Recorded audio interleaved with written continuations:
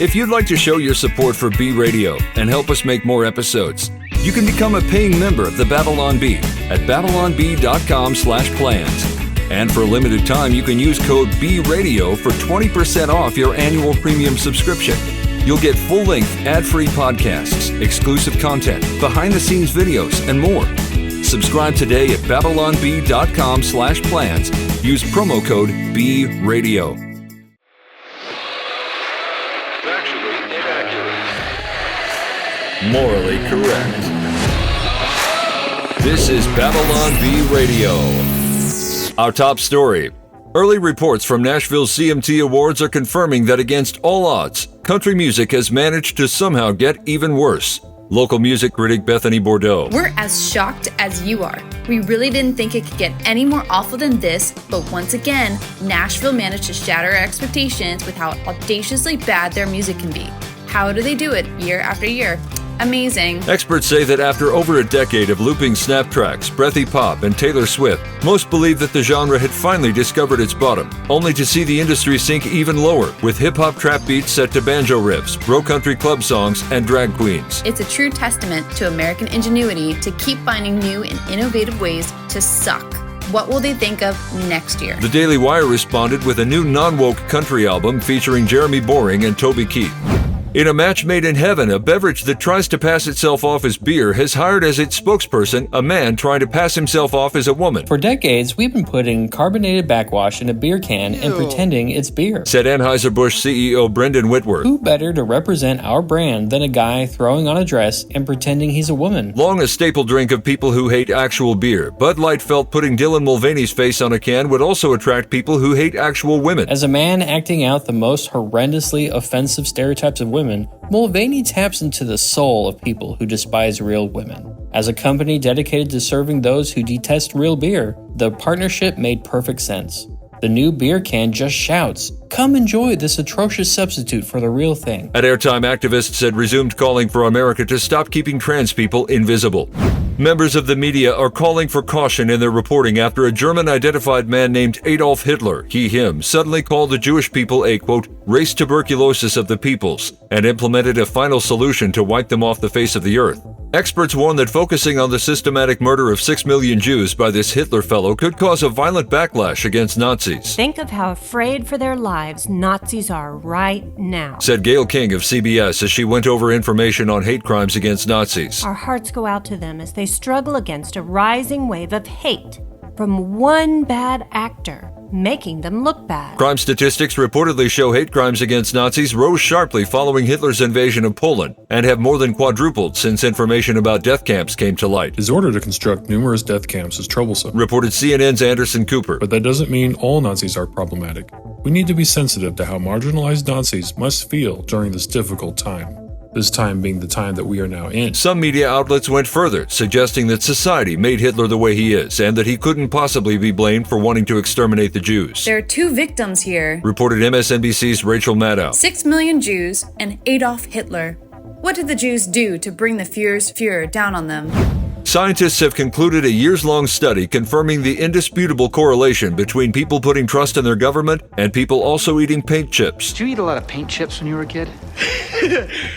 Why? The study results come at a time when more and more people believe our country's financial, political, and social problems can be solved by a powerful central government, just like Venezuela.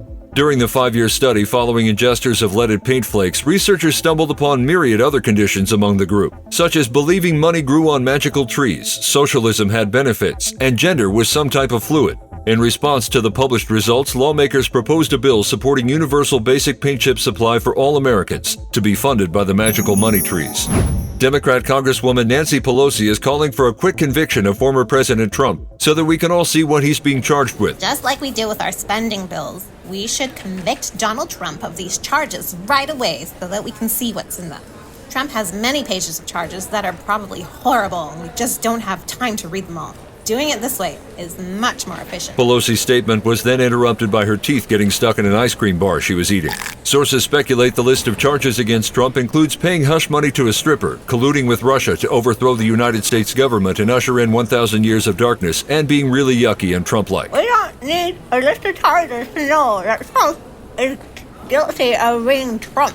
Let's get this over with. Manhattan's DA has since announced 3,000 additional pages of charges were brought in at 1 a.m. Family, friends, and legal advisors of President Donald Trump were confused after learning he used his one Jailhouse phone call to contact Florida Governor Ron DeSantis and berate him. Yes, this Ron DeSanctimonious? Wrong way, Ron, that's who you are. I'm sitting here in this New York jail cell on completely bogus charges. The Democrats are continuing their disgusting witch hunt. And for that, you're going to pay, Ron. You're going to pay bigly. Do you think this makes it any easier for you to swoop in and take the nomination?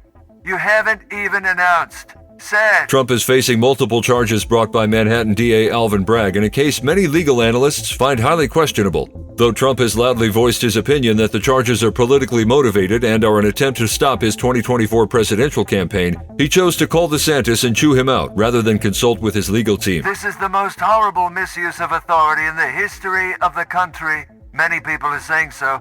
But you know who I'm mad at? You, Ron. Just wait till they give me back my cell phone and I can start truthing about you again. MAGA! Sources within the governor's office indicated that while the call was surprising, DeSantis seemed unflustered. The governor has more important things to deal with, like traveling around and campaigning without making any announcements. Amid an escalating feud with Ron DeSantis, Disney dealt a devastating blow to the governor by changing the requirements on all their attractions so that only people over 6 feet tall may enter. Come on, guys. I'm almost 6 feet. I'm like 5'10" at least. Look at my driver's license. DeSantis reportedly argued to a park cast member while attempting to board It's a Small World, but witnesses claimed they saw the employee tap a nearby sign to demonstrate that DeSantis was in actuality nowhere near tall enough. Don't make me call park security. I mean, stormtroopers. You rebel scum, said the adolescent employee who was also not tall enough to ride. According to sources, DeSantis went around to several different attractions before leaving the park defeated. A member of guest services explained to the frustrated governor that he was welcome to return if accompanied by someone taller than 6 feet. Disappointed! Members of a local gym were shocked and distracted today after a woman who was clearly new and not familiar with the expected attire of exercising females spent her entire workout actually wearing clothing. I mean, she's obviously has no idea what she's doing, said gym member Cody Faust. As you can see from looking at all the other ladies here, she's dressed far too modestly, bro. It's such an unusual sight that it honestly is really distracting. Other women working out were not pleased with the fully clothed woman taking attention away from them. Who does this girl think she is? Asked Brittany Jackson, whose gym attire would have to be pixelated if this story were being reported on TV to meet common standards of decency. When you're a woman coming to the gym, the first rule is to expose your body so you can get men to look at you and then become offended and angry that men are looking at you. Everyone knows this. Idiot.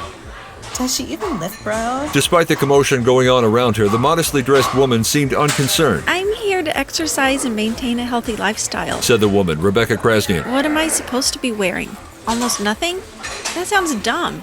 I'm sorry. I'm new at this. At airtime, Rebecca had further shocked gym-goers by finishing her workout and leaving the gym without even taking a selfie or posting an Instagram story to show that she'd been at the gym.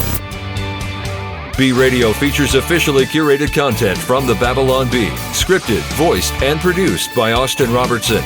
Additional voices in this episode from Bettina, Emma, Jordan, Kirsty, Kristen, and Travis. Don't miss an episode. Subscribe to B Radio on YouTube, Spotify, iHeart, or wherever you get your podcasts. And don't forget, you can save 20% on your annual premium subscription at babylonbee.com/plans when you enter the code BRADIO.